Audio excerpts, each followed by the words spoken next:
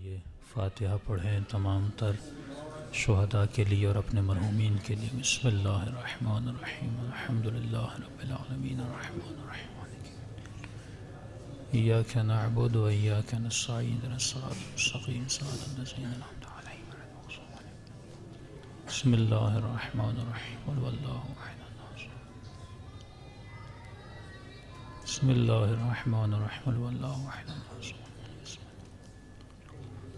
ربنا تقبل منا انک انت السمیع العلیم۔ بابا سے بلند صلوات پڑھے محمد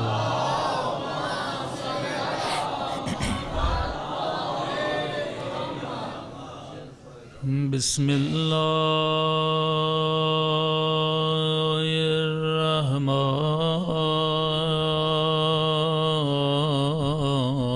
الرحیم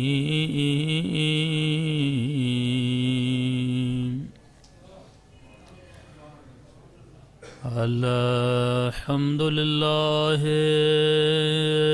رب العالمین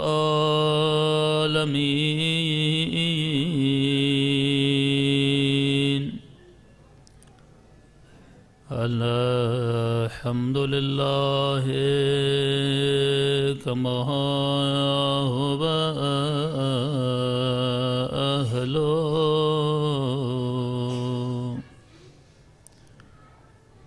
الصلاۃ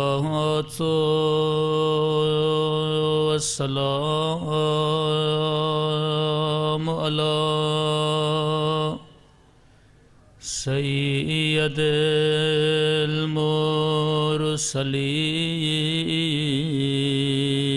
المرسلین وخاتم النبیین ابی القاسم محمد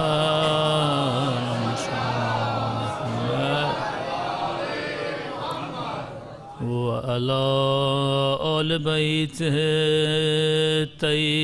الطیبین الطاہرین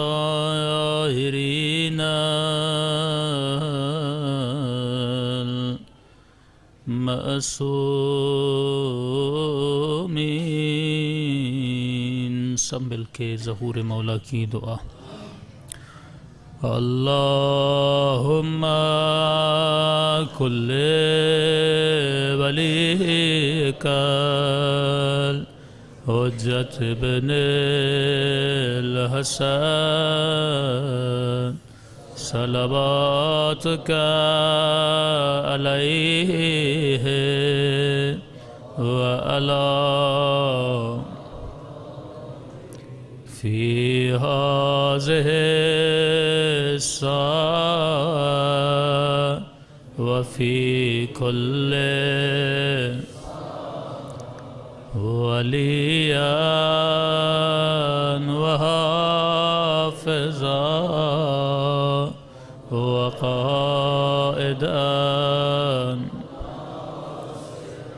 ودلیلا وعینا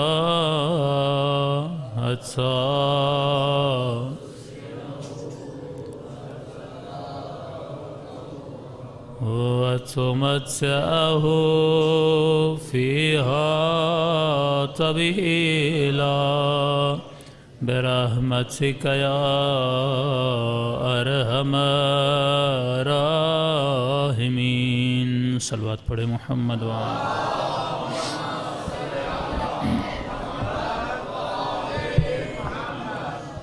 بسم اللہ الرحمن الرحیم رب اشرح لی صدری ویسر لی امری واحلل عقدۃ من لسانی یفقہوا قولی۔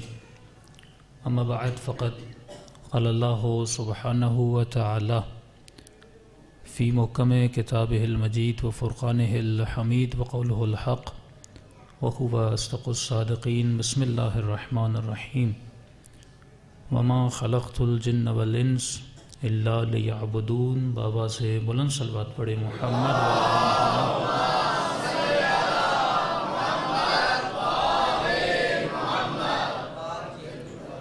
پروردگار عالم ان ایام ازاں میں ہم سب کی عزاداریاں اپنی بارگاہ میں قبول فرما دے۔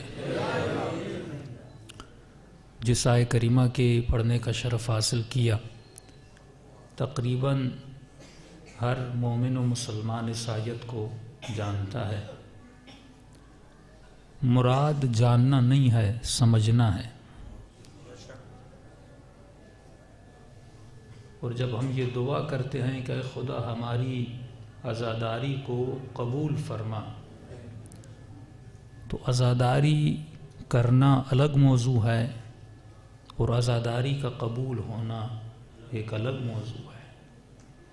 مسجد میں جاتا تو ہر نمازی ہے، لیکن کس کی نماز قبول ہو یہ ایک الگ بحث ہے۔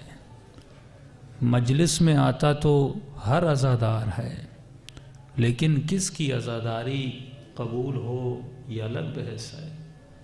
ممبر پر آ کر تو ہر کوئی مجلس پڑھ سکتا ہے، لیکن کس کی مجلس حسین کے نزدیک قبول ہے یہ ایک الگ بحث ہے۔ ہمیں صرف عزاداری کرنی نہیں ہے، صرف نماز پڑھنی نہیں ہے، صرف ماتم کرنا نہیں ہے، بلکہ یہ سوچنا ہے کہ کرنے کے بعد یہ مقام قبولیت تک بھی پہنچے۔ سب سے بڑی نعمت جو اس وقت ہم کہہ سکتے ہیں کہ خدا نے ہمیں عطا کی ہے، وہ نعمت ولایت علی ابن ابی طالب۔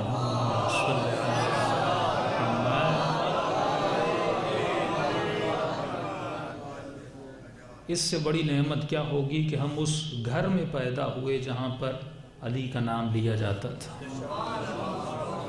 ہم اس محلے میں پیدا ہوئے جہاں پر علی کا نام لیا جاتا تھا۔ لوگ بڑی مشکلوں کے بعد اس در پہ پہنچتے ہیں۔ بہت سارے ایسے اہل سنت کے برادران دوسرے مکاتب سے آپ نے دیکھے ہوں گے، 20 سال تحقیق کرتے ہیں، اس کے بعد ان کو پتہ چلتا ہے کہ یہ در حق ہے۔ یعنی ہر شیعہ گھر میں جو بچہ پیدا ہو رہا ہے وہ اس سے 20 سال آگے ہے۔ آپ کے بچے کو 20 سال لگانے نہیں پڑتے، وہ پیدا ہوتا ہے، اس کے کانوں میں اذان دی جاتی ہے، اشہد ان علی ولی اللہ۔ اسے بچپنوں میں سکھایا جاتا ہے کہ نبی کے بعد اگر کوئی تمہارا ولی ہے تو علی ہے۔ لیکن اگر غیر شیعہ ہو، اسے بہت سفر طے کرنا پڑتا ہے، تب جا کے اسے پتہ چلتا ہے کہ علی حق پر ہے۔ ایک قدم ہم اس سے آگے ہیں، لیکن ایک قدم وہ ہم سے آگے ہے، کیونکہ وہ جتنے پاپڑ بیلنے کے بعد علی کو اس نے حاصل کیا ہے، اب اتنی جلدی علی کو چھوڑنے والا بھی نہیں ہے۔ اب اس کے ذہن میں کوئی شبہہ پیدا نہیں ہوگا، کوئی شک پیدا نہیں ہوگا، کیونکہ وہ سب کا دروازہ دیکھ کر آیا ہے اور اسے پتا چلا اگر مجھے کہیں پر حق ملے گا تو علی ابن ابی طالب کا دروازہ ہے۔ تب اس نعمت کا خیال کیسے کرنا ہے جو نعمت پروردگار عالم نے ہمیں دے دی؟ جس طرح قبلہ صاحب نے کہا کہ ولایت علی ایک موتی ہے، اس موتی کا مجھے خیال کیسے کرنا ہے؟ اتنی سی سادہ سی بات ہے لیکن لوگ سمجھ نہیں پاتے۔ بھائی اس سال جا کر آپ نے نئی گاڑی خریدی، گاڑی کا خیال کیسے کرتے ہو؟ بار بار نوجوان دکھاتا ہے قبلہ میرے پاس آئی فون ہے۔ اچھا کتنے لاکھ کا؟ 2.5 لاکھ کا خریدا۔ اچھا آئی فون کا خیال کیسے کرتے ہو؟ سب سے پہلے تو اس پہ پاسورڈ لگاتا ہے کہ کوئی اندر جا نہ پائے، کوئی میرے موبائل کو دیکھ نہ پائے۔ یہ ہے آپ کی سیکیورٹی، یعنی جو میرے نمبر ہیں، جو میرے فوٹو ہیں، جو میری میموری ہے، جس میں میرے گھر کی انٹرنل انفارمیشن ہے، اس تک کوئی پہنچ نہ پائے۔ میں کیا لگاتا ہوں؟ پاسورڈ۔ تو پھر ولایت علی کے لیے کوئی پاسورڈ کیوں نہیں لگایا؟ ہر کوئی ہمارے گھر میں داخل ہو کر ولایت علی کو چھیڑنے کی جرت کیسے کرتا ہے؟ ہاں، اس پر بھی تو کوئی پاسورڈ ہونا چاہیے۔ یہ پاسورڈ تھا اپنی انٹرنل انفارمیشن کو سیو کرنے کے لیے، لیکن موبائل کو بچانے کے لیے کیا کرتے ہو؟ کوئی کور لیتے ہو کہ نہیں؟ تاکہ موبائل گرے تو ٹوٹ نہ پائے. گاڑی لیتے ہو تو کیا کرتے ہو؟ اس پہ مختلف قسم کے لاک لگاتے ہو. اگر 20 لاکھ کی گاڑی ہے تو اس پہ لاک بھی اتنا مہنگا لگانا پڑتا ہے. تو قرآن کہتا ہے مومن صرف نماز نہ پڑھو، حافظوا علی الصلاۃ، نماز کی حفاظت کرنا بھی سیکھو. صرف علی ولی اللہ کہنا کافی نہیں ہے، صرف عزاداری میں آنا کافی نہیں ہے، صرف مسجد میں جانا کافی نہیں ہے. اگر تم نے نماز پڑھی ہے، یہ کون سی گارنٹی ہے کہ تمہاری نماز ختم نہیں ہو جائے گی؟ یہ کون سی گارنٹی ہے کہ میں آج 1 گھنٹہ مجلس میں آ کر بیٹھا، جب مجلس سے باہر جاؤں گا میری مجلس کو کوئی چوری کر کے نہیں جائے گا، میری نمازوں کو کوئی تباہ کر کے نہیں جائے گا؟ تو معصوم سے پوچھا گیا مولا ہم اپنی نمازوں کو کیسے بچائیں، ہم اپنی ولایت کو کیسے بچائیں، ہم اپنی عزاداری کو کیسے بچائیں؟ تو معصوم فرماتے ہیں سب سے پہلے اپنے دلوں کی حفاظت کرو، کیونکہ ہماری ولایت زبانوں کا نام نہیں ہے. کہ امام حسین مدینے سے کربلا چلے، ایک ہی جملہ تھا کہ دین لوگوں کی زبان کی چٹخاری ہے. یہ زبان سے تو دین کا نام لیتے ہیں لیکن ان کے دل میں ابھی تک دین داخل نہیں ہو چکا. یہی منافقین جب رسول خدا کے پاس آتے تھے کہتے تھے انک لرسول اللہ، تو اللہ کا رسول ہے.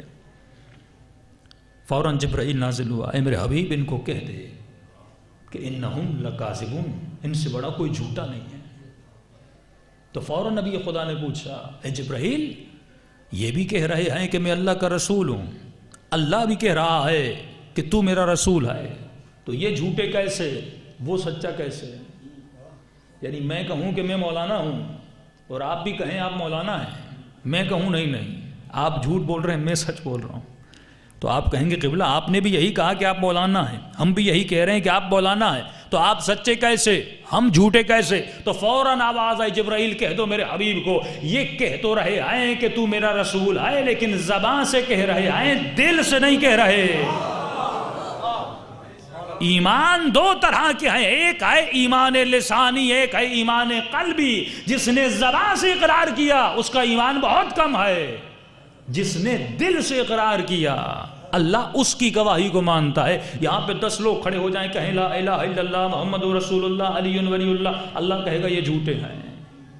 کہ کب ان کی گواہی مانوں گا؟ جب یہ دل سے کہیں لا الہ الا اللہ، جب یہ دل سے کہیں محمد رسول اللہ، جب یہ دل سے کہیں علی ولی اللہ. یعنی جس دل میں اللہ آئے اس دل میں غیر نہ آئے، جس دل میں محمد آئے اس دل میں غیر نہ آئے، جس دل میں علی آئے اس دل میں علی کے علاوہ کوئی اور نہ آ پائے. ابھی ہمیں دیکھنا ہے کہ ہمارے دلوں میں کون بس رہا ہے، ہمارے دلوں میں کون زندگی کر رہا ہے. جب تک ہم اپنی دلوں کو اہل و بیت کے حوالے نہیں کر دیتے. اس لیے مولا سے پوچھے کہ مولا اللہ کہاں رہتا ہے؟ کیا اس کعبے کے اندر؟ کا نہیں. کہ مسجد کے اندر؟ کا نہیں. کہ کہاں رہتا ہے؟ کہ خدا تمہارے دل کے اندر رہتا ہے. اسی لیے کہا کسی مومن کو تکلیف نہ دینا. تم اس مومن کا دل نہیں توڑ رہے بلکہ خدا کا گھر توڑ رہے ہو. اتنا گناہ ہے کسی مومن کو تکلیف دینا. صلوات پڑھے محمد و آلہ.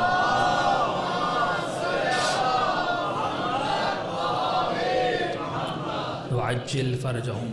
ہم کب تک اس منبر سے جناب سلمان فارسی کے فضائل پڑھیں گے؟ کب تک میثم تمان کے فضائل پڑھیں گے؟ سوال یہ ہے کہ سلمان تھا علی کے لیے، میثم تھے علی کے لیے، مالک تھے علی کے لیے. آج کون ہے جو امام زمانہ کے لیے سلمان فارسی بنے؟ آج کون ہے جو وقت کے علی کے لیے مالک اشتر بنے؟ آج کون ہے جو وقت کے علی کے لیے حبیب ابن مظاہر بنے؟ سلمان تھا. ہم آج کی بات کر رہے ہیں. کب تک ہم تاریخ میں پھنسے رہیں گے؟ یہ مسلمانوں کا وتیرہ بن گیا. جب سائنس کی بات آتی ہے تو مسلمان کہتے ہیں تاریخ میں ہمارے پاس بھی بڑے سائنسدان تھے. جب فتوحات کی بات آتی ہے تو مسلمان کہتے ہیں ہم نے بھی بڑی جنگیں فتح کی تھیں. بھائی آج تم نے کون سا تیر مار لیا؟ آج جنگ میں بھی انگریز تم سے آگے، آج ٹیکنالوجی میں بھی وہ تم سے آگے، آج علم میں بھی وہ تم سے آگے. جب نماز کی بات ہوتی ہے تو کہتے ہیں میرے مولا وہ تھے جو پوری رات نمازیں پڑھتے تھے. سوال یہ ہے تو کتنی نمازیں پڑھتا ہے؟ جب علی کے فضائل آتے ہیں تو مجمع اٹھ اٹھ کے داد دیتا ہے. پھر جب ہم یہ کہتے ہیں جب علی اتنی نمازیں پڑھتے تھے آپ کیوں نہیں پڑھتے, کہتے کہاں علی کہاں ہم. بھئی جس بلندی پہ علی تھے اس بلندی پہ علی کا شیعہ ہونا چاہیے, اور یہ نہیں کہ شیعہ بلندی پہ نہیں ہے. آج بھی شیعوں کی تقسیم ہے, پوری دنیا کے شیعہ اٹھا لے کے دیجئے. جن شیعوں نے علی کے نقش قدم پر چلے آئے اور چل رہے ہیں, خدا نے آج دنیا کی بڑی بڑی طاقتوں کے سامنے ان کو کھڑا کیا اور طاقتیں جھک گئی ہیں, اور علی کے شیعہ کا علم بلند ہے.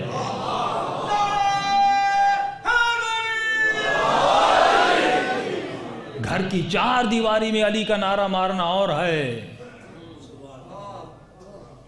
لیکن اسرائیل کے بارڈر پر علی کا نام کا نعرہ لگانا اور ہے. جس ملک میں 3% شیعہ تھے, سیریا کی بات کر رہا ہوں, وہاں پہ جا کر علی کا علم بلند کرنا, وہاں پہ جا کر اپنے خون کی قربانی دینا, یہ اور ہے. کچھ ایسے بھی موصل میں تھے, آپ کو پتا ہوگا 7 گھنٹے میں موصل سے فوجوں کو انہوں نے بھگا دیا تھا. 7 گھنٹے میں 22 کلومیٹر دور تھے میرے 7ویں امام کی قبر سے. 22 کلومیٹر کتنا ہوتا ہے؟ اگر اسپیڈ سے آئیں تو 22 منٹ بنتے ہیں. اگر وہ شیعہ نہ ہوتے جنہوں نے جان و مال, صرف زبان سے علی کا نام نہیں لیا, انہوں نے بتایا کہ ہم بھی وقت کے مرحب و انتر کو بچھاڑنے کے لیے بیٹھے ہیں. صرف یہ نہیں کہ زبان سے علی کا نام لیں, لیکن وہ شجاعت علوی ہمارے قلوب میں نہ ہو, وہ شجاعت حسینی ہمارے قلوب میں نہ ہو. آج بھی جس شیعہ نے عملی طور پر بیان دیا وہ دنیا میں کھڑا ہوا ہے اور دشمن سے لڑ رہا ہے. یہ بات یاد رکھیے. امت کسے کہتے ہیں؟ ہمیں ایک امت بننا ہے. امت کا مطلب یہ ہے جو عقیدے میں اور عمل میں ایک ہو. جب امت کا عقیدہ اور عمل الگ ہو جائے, یہ امت نہیں بن سکتی. پورے کوفے نے خط لکھے تھے میرے آقا حسین ابن علی کو. یہ بات یاد رکھیے, اگر جب حر نے میرے مولا کا راستہ روکا تھا تو امام نے کہا تھا خط لکھے ہیں تب آیا ہوں. تو حر نے کہا حسین سارے خط کھولو, میں نے ایک خط بھی نہیں لکھا. تبھی امام نے حر کی بات مانی تھی. تو خط لکھنے والے کیوں ٹوٹے؟ کیونکہ عقیدے اور عمل میں ایک نہیں تھے. یا مسلم نماز پڑھا رہے تھے یا صفیں بچھڑتی گئیں 3-4 لوگوں کے علاوہ کوئی کھڑا نہ رہا, کیونکہ عقیدہ اور عمل الگ الگ تھا. جب تک ہمارا عقیدہ اور ہمارا عمل ایک نہیں ہو جاتا تب تک ہم امت نہیں بن سکتے, اور جب تک امت نہ بنے تب تک دشمن کا مقابلہ نہیں کر سکتے. چاہے آپ کروڑوں میں ہوں, لیکن جب تک ہم امت واحدہ نہیں بنتے, اور جب امت نہ ہو تو زہرا کے دروازے پہ دروازہ گرتا ہے. جب امت کا عقیدہ ایک نہ ہو تب حسن ابن علی کو جنگ سے واپس جانا پڑتا ہے. جب امت کا عقیدہ ایک نہ ہو تو جنگ صفین جیتی ہوئی جنگ علی کو دشمن کے حوالے کرنی پڑتی ہے. جب امت ایک نہ ہو تو حسین کا سر کربلا میں قلم ہو جاتا ہے. جب امت ایک نہ ہو تو زینب کی چادر لٹ جاتی ہے. یہ نتیجے ہیں امت نہ بننے کے. آج ضد کی بات نہیں ہے کہ شیعہ سے لڑے اور یہ سمجھے کہ میری کامیابی آپ کی کامیابی نہیں, آپ کی ناکامی ہے, کیونکہ جب آپ امت نہیں ہوں گے تو دشمن ایک ایک کر کے آپ کو مارے گا. نقصان کس کا ہے؟ شیعت کا ہے, اہل سنت کا نہیں ہے. نقصان کس کا ہے؟ امت کا نقصان ہے. یہاں پہ میں اپنا نام بلند کرنے کے لیے امت کا نقصان کروں, یا ایک شخص اپنی منمانی ماننے کے لیے امت کا نقصان کرے. اور فرمایا جب امت بیمار ہو جاتی ہے, 2 طرح کی بیماریاں, ایک مرتبہ میرا جسم بیمار ہے, ڈاکٹر کے پاس جاؤں گا علاج ہو جائے گا. ایک مرتبہ میری روح بیمار ہے, میں کسی روحانی شخصیت کے پاس جاؤں گا, درس اخلاق سننے جاؤں گا تاکہ روح ٹھیک ہو جائے. لیکن سوال یہ ہے جب امت بیمار ہو جائے, پہلی بات امت کی بیماری ہوتی کیوں ہے, امت بیمار بنتی کیوں ہے؟ تو امام حسین فرماتے ہیں اشہد انک قد اقمت الصلاۃ وآتیت الزکوٰۃ وامرت بالمعروف ونہیت عن المنکر. مولا امت کی بیماری کی وجہ بتاتے ہیں. امت تب بھی بیمار ہوتی ہے جب امت سے امر بالمعروف ختم ہو جاتا ہے. جب یہ بات ذہنوں سے نکل جاتی ہے مجھے برائی کا اعلان کرنا ہے. جب امت بیمار ہو جاتی ہے تو وقت کا خلیفہ جمعے کی نماز بدھ کو پڑھاتا ہے. امر بالمعروف نہیں ہے, کوئی روکنے والا نہیں, امت خاموشی سے نماز پڑھ رہی ہے. جب امت بیمار پڑ جاتی ہے تو صبح کی نماز کو 4 رکعت میں بدل دیا جاتا ہے, لیکن امت خاموش رہتی ہے. جب امت بیمار ہو جاتی ہے تو زینب کے سر سے چادر لٹ جاتی ہے، لیکن علی علی کرنے والے وہاں پہ خاموش بیٹھے رہے۔ توابین کون ہیں؟ یہ اور بات ہے، یہ امام کا کرم تھا کہ امام نے معاف کیا، ورنہ توابین وہی تھے جو دیکھ رہے تھے، رو بھی رہے تھے، لیکن خاموشی اختیار کر کے بیٹھے تھے۔ جب امت خاموش ہو جاتی ہے تو اس امت کو بیدار کرنے کے لیے کسی حسین کو اٹھنا پڑتا ہے۔ آج اگر کوئی امر بالمعروف کے لیے، خرافات اور بدعتوں کے لیے آواز اٹھاتا ہے وہ وقت کا حسین ہے۔ آج اگر کوئی برائیوں کے لیے آواز اٹھاتا ہے اس امت کو بیدار کرنے کے لیے، ہم اسے وقت کا حسین کہتے ہیں، کیونکہ اس نے دیکھا جب کوئی برائی کے خلاف، بدعتوں کے خلاف آوازیں نہیں اٹھا رہا، اگر کوئی اٹھ کے آواز اٹھاتا ہے اس کا کردار وہی ہے جو زمانے میں حسین ابن علی کا کردار تھا۔ آج سوال یہ کتنے ایسے نوجوان ہیں جو ایسا کردار رکھتے ہیں؟ وہ خاموش امت جو یہ دیکھتی رہے کہ دین کی دھجیاں اڑاتی رہیں، وہ دیکھتے رہیں کہ توحید کی دھجیاں اڑاتے جائیں، جو دیکھتے رہیں دین کو پامال کیا جائے، لیکن وہ نوجوان خاموش رہے۔ اس کی مثال بالکل اس کوفی کی طرح ہے جو دیکھ رہے تھے کہ حسین کے خلاف علم اٹھ رہا ہے، لیکن وہ خاموش رہے۔ آج سوال یہ ہے کہ بیدار امت بننا ہے۔ ایران 40 سال ہو گئے، لیکن آج تک دنیا کی طاقتور ترین طاقتیں، آپ تو ہر سال ہو کر آتے ہیں نا، اس قوم کا غرور دیکھیں، وہ دنیا کی بڑی بڑی طاقتوں سے لڑنے کے لیے تیار ہے۔ کیوں؟ کیونکہ اس امت کو کوئی بیدار کرنے والا ملا جس کا نام خمینی تھا۔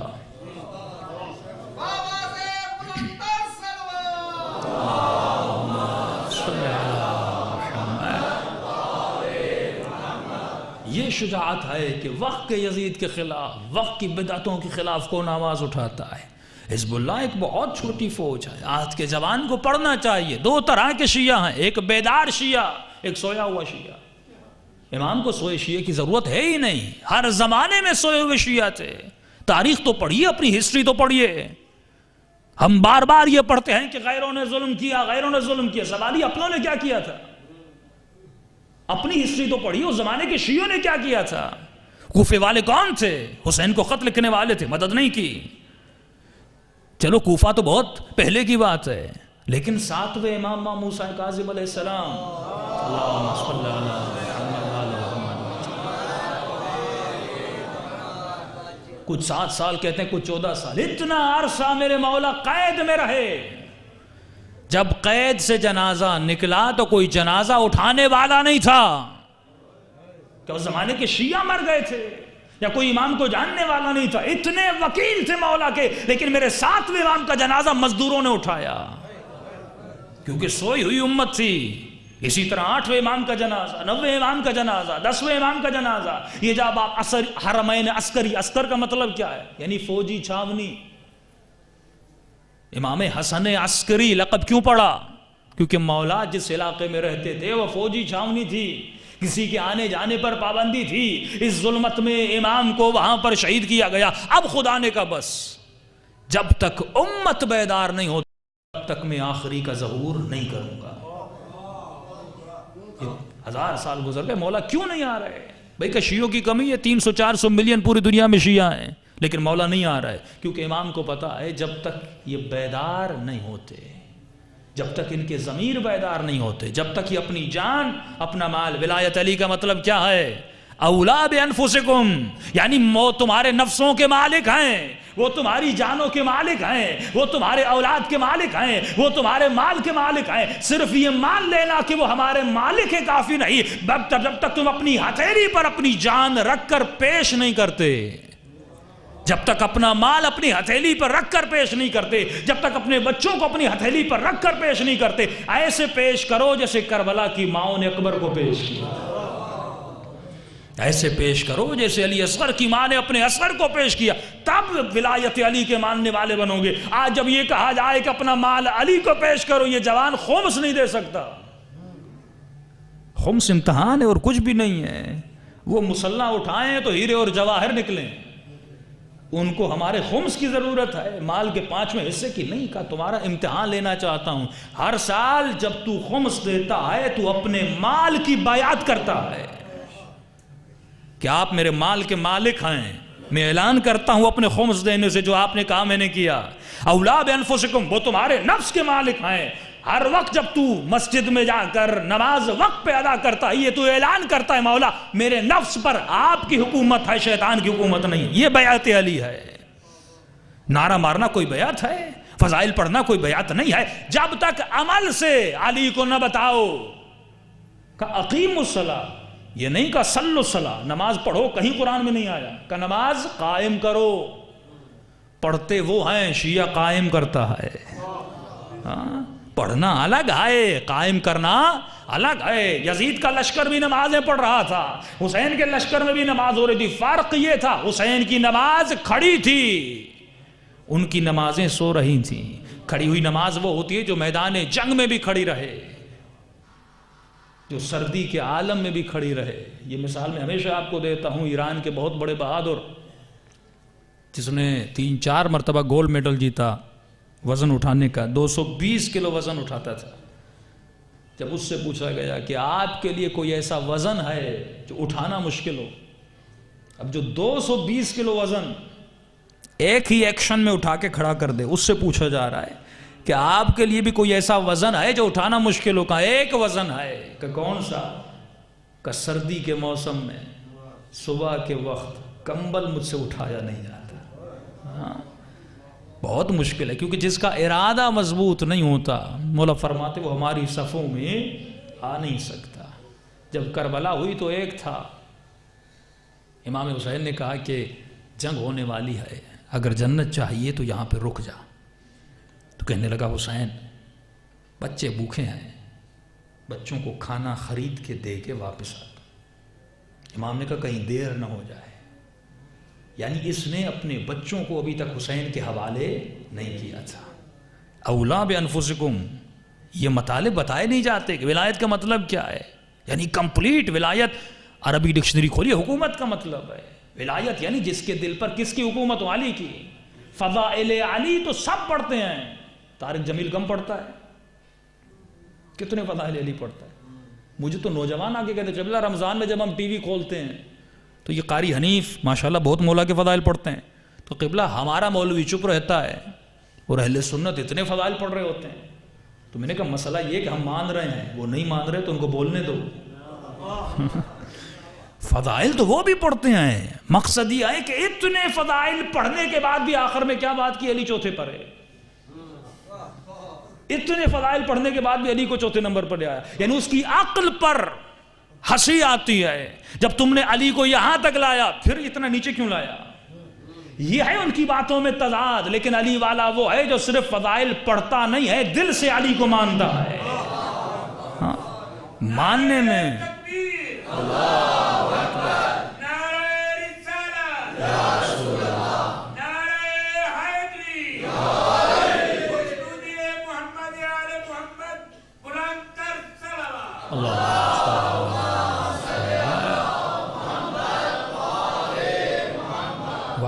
اس زمانے میں اپنے آقا کی ذات کو منوانا مشکل نہیں ہے. ایک ہے مربی تربیت کرنے والا، ایک ہے اس کے نیچے تربیت پانے والا. ہمارے مربی کون ہیں؟ علی بن ابی طالب، جسے ہم مربی حقیقی کہتے ہیں، جو ہماری تربیت کرتے ہیں. اب جتنے مربی اچھے ہوں گے اتنی تربیت اچھی ہوگی. تو ہم سیدھی بات کہتے ہیں، پہلے خلیفہ، دوسرے خلیفہ، تیسرے خلیفہ، چوتھے خلیفہ، چاروں کو مربی بناؤ اور ان کے تربیت یافتہ نکالو. پتہ چل جائے گا کس نے کتنی اچھی تربیت کی. یہ تو تاریخ گواہ ہے. اب جس نے اچھی تربیت کی ہم اسے اپنا مربی بنا دیتے ہیں. نہ مناظرے کی بحث میں جانے کی ضرورت ہے، نہ کتابوں کو کھنگالنے کی ضرورت ہے. تو ان کے تربیت یافتہ آپ کو نظر نہیں آئیں گے. اگر کوئی تربیت یافتہ نظر آئے گا تو علی کی تربیت میں یا سلمان نظر آئے گا،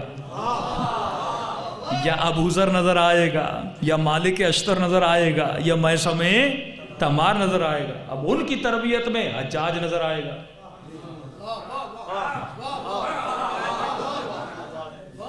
مروان نظر آئے گا، 2 رکعت کو 4 رکعت کر دیا. امیر شام رشتہ دار تھا وہ نظر آئے گا، اس کا بیٹا یزید نظر آئے گا. تو اب بتاؤ اپنے بچوں کو حجاج بنانا ہے یا سلمان بنانا ہے؟ ہاں اب یہ تو کھلم کھلی بات ہے اہل سنت کے ساتھ. اگر سلمان بنانا ہے تو علی کی تربیت میں جاؤ، اگر میثم بنانا ہے تو علی کی تربیت. علی آپ کے مربی ہیں. علی نے اس زمانے میں تربیت کی تھی سلمان کی، اس زمانے میں آپ کے مربی کون ہے؟ امام زمانہ. ہاں تو سوال یہ ہے امام کی تربیت میں تو بنا کیا؟ اگر ثابت کرنا ہے کہ میرا بہترین مربی میرا آقا امام زمانہ ہے تو ثابت کرنا ہوگا کہ میں سلمان بنا کیونکہ مربی امام زمانہ تھے. لیکن میں مثالیں دکھا سکتا ہوں. سعودی عرب نے تربیت کی، کیا بنا؟ طالبان. کفر کے فتوے، گلوں کا کٹنا، بچوں اور خواتین کو قتل کرنا، دہشت گردی پھیلانا. لیکن خمینی نے تربیت کی، حسن نصر اللہ بنے. یہ تربیت کی باتیں ہیں کیونکہ لنک کہاں سے تھے؟ امام زمانہ سے لنک تھے. انہوں نے تربیت کی، حسن نصر اللہ جیسے جوان بنے. خمینی نے تربیت کی، عارف حسین الحسینی بنے. شہید ڈاکٹر محمد علی نقوی بنے. شاعر اہل بیت سبط جعفر بنے، جنہوں نے اس مکتب سے تربیت لی تھی. یہ بات مکتب کی ہے.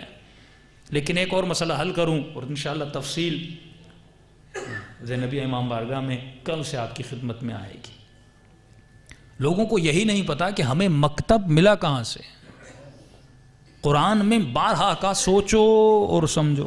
جو سوچتا نہیں اس کی مثال حیوان کی طرح ہے.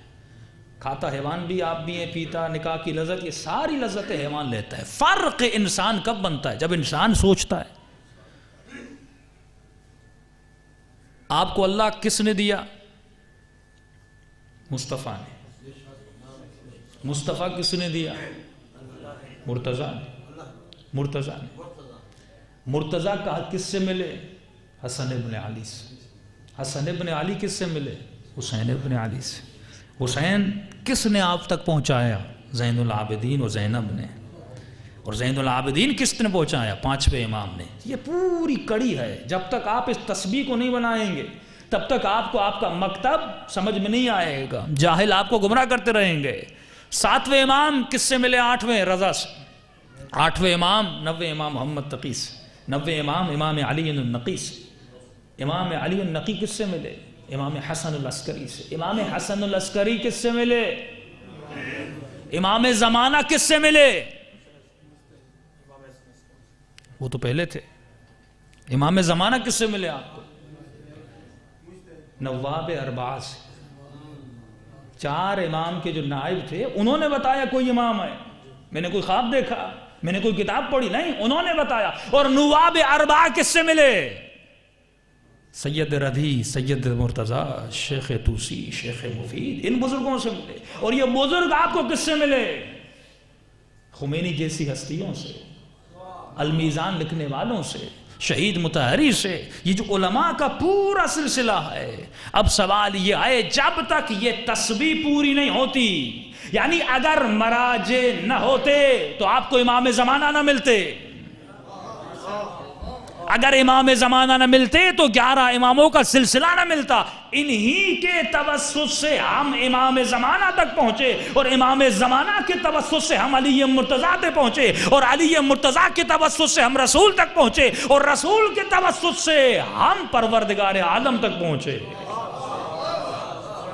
اور اگر اسی سلسلے پر کوئی لعنت بھیجے، اس سلسلے کو کوئی برا بھلا کہے، وہ گویا احسان مندی نہیں ہے. قرآن کہتے ہیں حل جزاء الاحسان الا احسان. آج حنفی کیوں بنا؟ کیونکہ وہ صرف محمد ابن حنفیہ تک پہنچا. اگر یہ سلسلہ نہ ہوتا کیا پتا ہم بھی مالکی اور حنفی ہوتے، کیونکہ یہ سلسلہ تسبیح کے دانے کی طرح ہم تک پہنچتا رہا. تو سوال یہ آئے آج اگر کسی کو امام زمانہ تک پہنچنا ہے تو جو سیڑھی میں نے بتائی اسی سیڑھی سے آگے جانا ہوگا. اس کے علاوہ کوئی راستہ نہیں ہے. جو سیڑھیاں میں بناتا آیا کہ رسول سے لے کے، علی سے لے کے، حسن سے لے کے، حسین سے لے کے، نواب اربعہ، مجتہدین و کرام سے لے کے، اب اگر آپ کو واپس جانا امام زمانہ تک تو اسی سیڑھی پہ جانا ہوگا. پہلے مجتہد کے دروازے پہ جانا ہوگا، پھر نواب اربعہ کے دروازے پہ جانا ہوگا، پھر جا کر امام زمانہ کے دروازے تک پہنچو گے. اور کتنی گنہگار ہیں آنکھیں جس نے آج تک اپنے مولا کو نہیں دیکھا. آج بات ہے عمل کی. جو سوچ سمجھ رکھنے والے شیعہ ہیں، نہ اکثریت میں جائیے نہ اقلیت میں جائیے. مولا فرماتے یہ دیکھ کہ حق تجھے کہاں پہ مل رہا ہے. فرمایا تمہارے چوتھے امام فرماتے ہیں ہم ہر مجلس میں آتے ہیں لیکن ہر مجلس سے راضی نہیں ہوتے.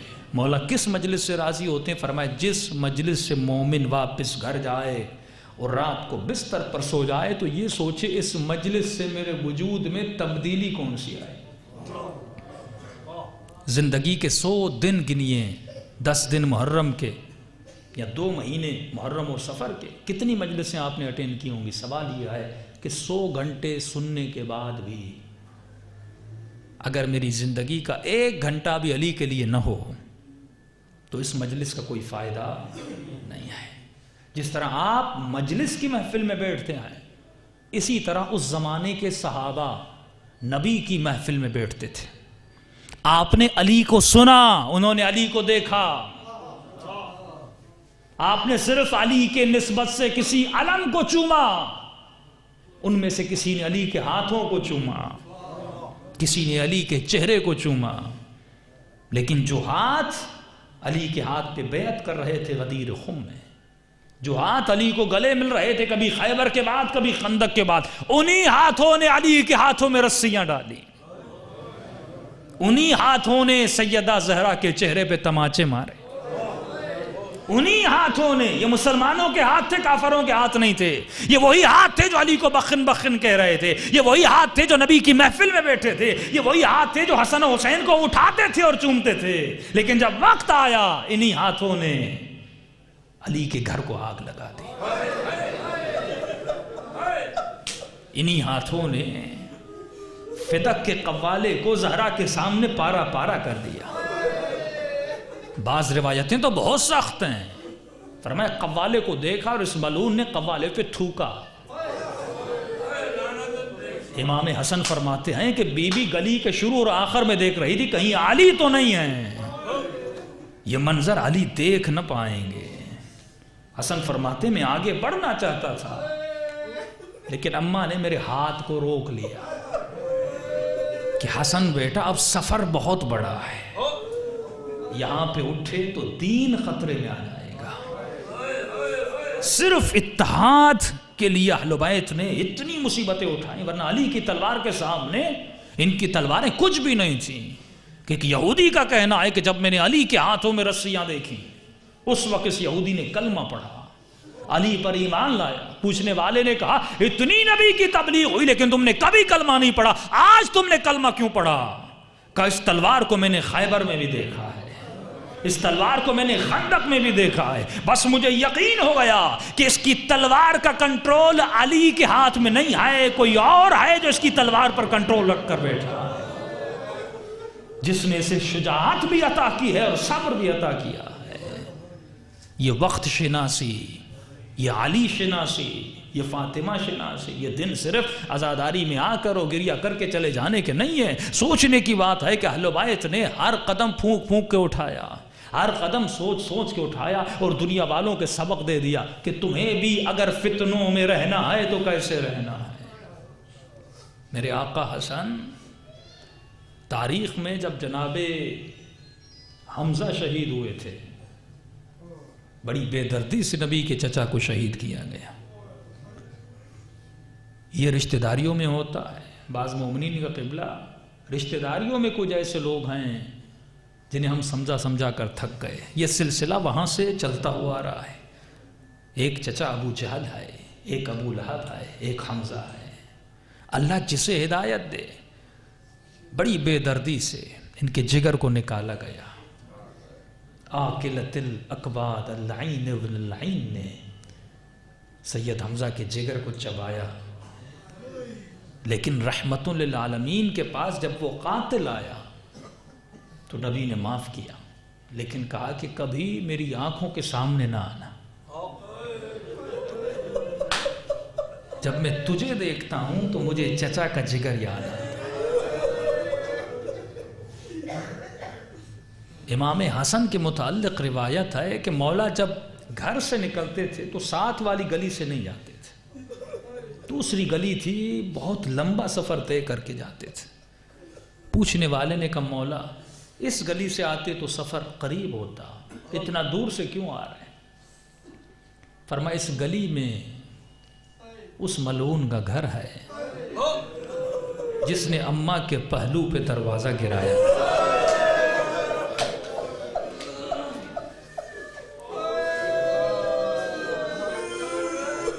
جب اس ملعون کو دیکھتا ہوں تو اماں کی ٹوٹی ہوئی پسلیاں یاد آ جاتی۔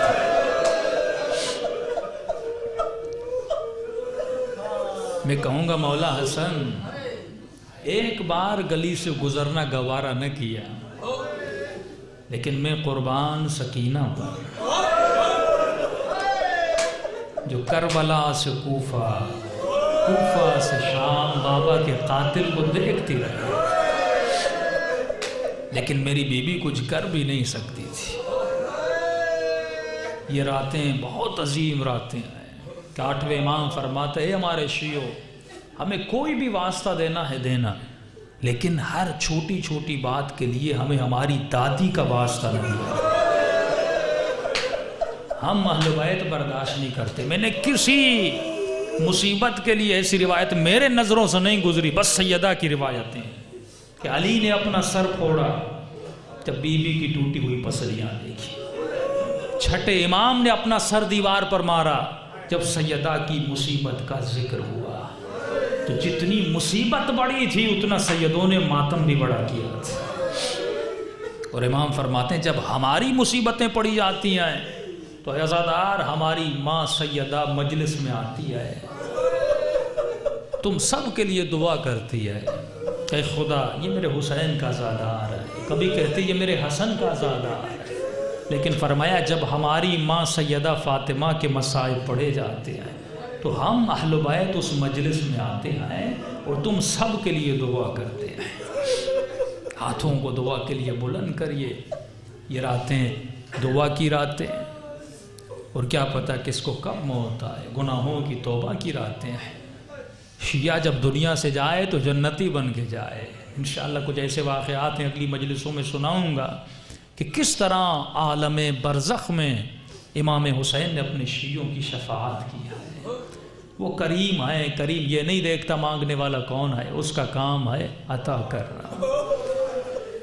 اللہم صلی علی محمد وآل محمد، سب ملک اللہم صلی علی محمد اللہم صلی علی محمد بلند آواز سے اللہم صلی علی محمد وآل محمد اللہم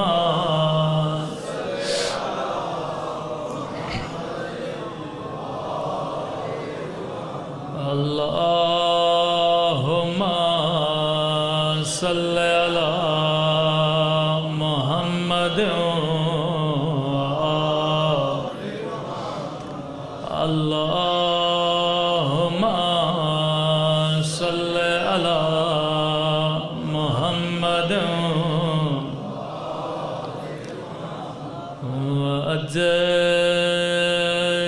وأجل فرجه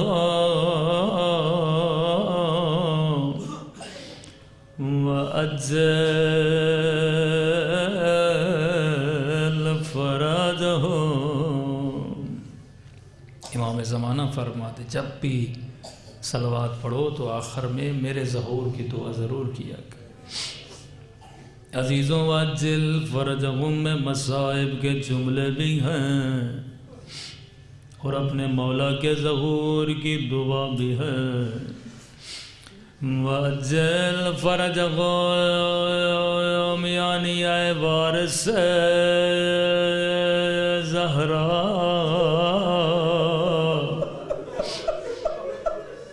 مولا امام زمانہ اب کہاں ہے؟ مولا شاید آج کی رات جنت البقیع میں ہے۔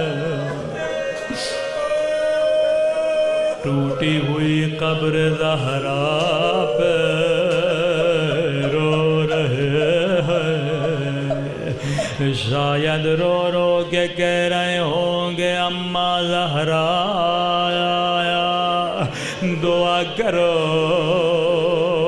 میرا ظہور ہو جائے تاکہ میں اس ظالم سے بدلا لوں جس نے آپ کی پسلیاں توڑی۔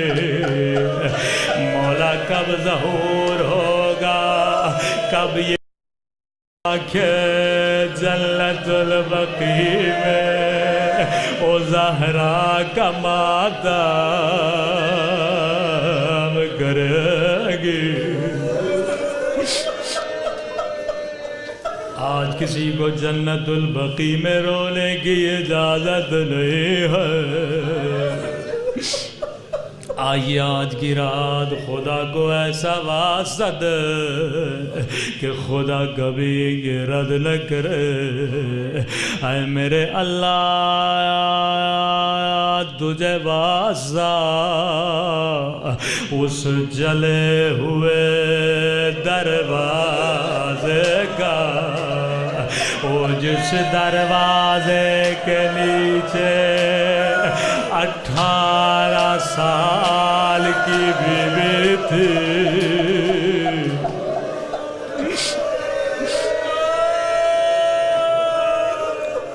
اللہ جانے ایسا کیوں ہوتا ہے، دنیا سے ہر جانے والا اپنے جانے سے ایک دن پہلے بالکل ٹھیک ہو جاتا ہے۔ جناب فضہ فرماتی ہیں بی بی ایک دن پہلے اپنے بستر سے کھڑی ہو گئی، ایک ہاتھ میں جھاڑو لیا، اپنے گھر کی صفائی کرنے لگی، اپنے ہاتھوں سے بچوں کے کپڑے دھونے لگی۔ فضہ نے کہا بیوی مجھے مدد کرنے دیجئے۔ فرمایا نہیں فضہ، میں ایک دن کی مہمان ہوں، مجھے بچوں کی روٹیاں بنانے دو۔ یہ دن سیدوں کی یتیمی کے دن، کپڑے دھو لیے، گھر کی صفائی ہو گئی۔ جب شام کا وقت ہوا، بی بی نے اپنا رخ قبلے کی طرف کیا، ایک چادر اپنے اوپر ڈال دی۔ جیسے علی گھر میں آئے، اشارہ کیا علی میرے قریب آ، میں وصیت کرنا چاہتی ہوں، سنو گے بی بی کی وصیت؟ جناب فضہ فرماتی ہیں زہرا کی آواز بہت کم تھی، علی کو سننے میں نہیں آ رہی تھی۔ اللہ جانے جب بی بی بول رہی تھی، کہیں ٹوٹی ہوئی پسلیاں میرے اللہ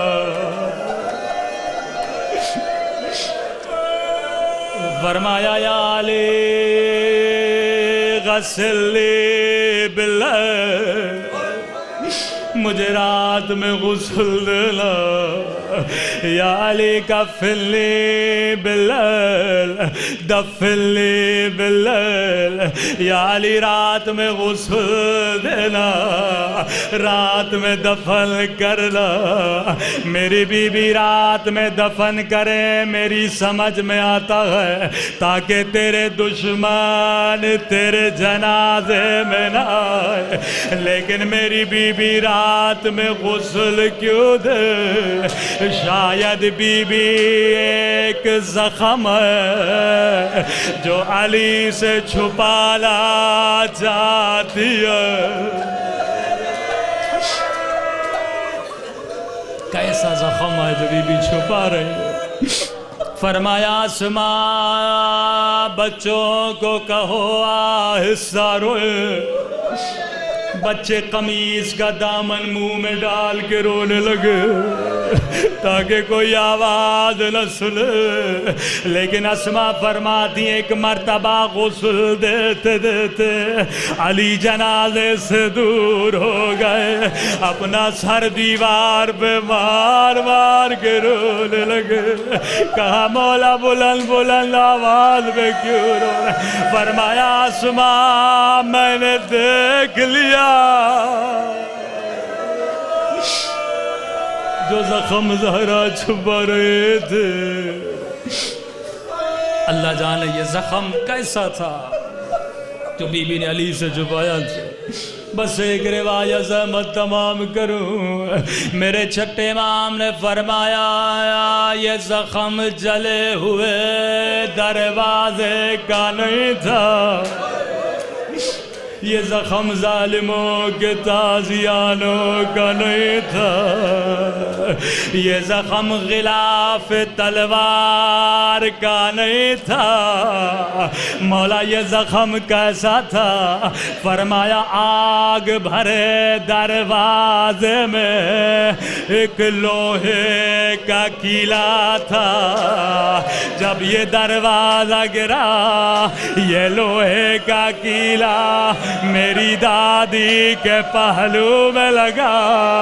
اب روایت ختم نہیں ہوئی، فرمایا جب دروازہ پہلو پہ گرا، ارے میری بی بی نے علی کو آواز نہیں دی، حسن حسین کو آواز نہیں دی، وہیں پہ فریاد بلند کی، او مہدی بیٹا جلدی آ، او آ کر اپنی ماں کا بدلہ لے لے۔ مولا امام زمانہ آنکھیں ترس گئی، کباب کا ظہور ہوگا، وہ کب جنت البقیع ہوگا، ہم زہرا کا ماتم کریں گے۔ پروردگار تجھے سیدہ کی مظلومیت کا واسطہ، تجھے ٹوٹی ہوئی پسلیوں کا واسطہ، ہمارے مولا اور آقا امام زمانہ کا ظہور فرما دے۔ پروردگار ہم سب کو مولا کے آبان و انصار میں شریک فرما، پورے پاکستان میں پوری دنیا میں جہاں جہاں شیعہ اسیر ہیں، خدایا بحق اسارت مولا زین العابدین ان کو رہائی نصیب فرما، جتنے مومنین بے اولاد ہیں اولاد نرینہ عطا فرما، جتنے مومنین بیمار ہیں انہیں شفاء کاملہ عاجلہ نصیب فرما، مومنوں میں اتحاد اور اتفاق نصیب فرما، ہر طرح کے فتنوں سے قوم شیعہ کو بچا۔ پروردگار بانیان مجلس، حاضرین مجلس کے مرحومین خصوصاً حاجی واحد بخش اور حاجی مختار حسین مرحوم، تمام مومنین شہداء ملت جعفریہ اور ان کے اہلیہ مرحومہ، پروردگار ان کو جنت فردوس میں جگہ نصیب فرما، شہداء کربلا کے ساتھ محشور فرما۔ ہم نے جو مانگا نہیں مانگا اپنے خزانے سے ہم سب کو عطا فرما۔ جناب سلمان کی دعائے خدا ہم سب کو زبان ذاکر عطا فرما، بدن صابر عطا فرما، دل شاکر عطا فرما، عقل سالم عطا فرما۔ ربنا تقبل منا انک انت السمیع العلیم۔ صلوات پڑھے محمد۔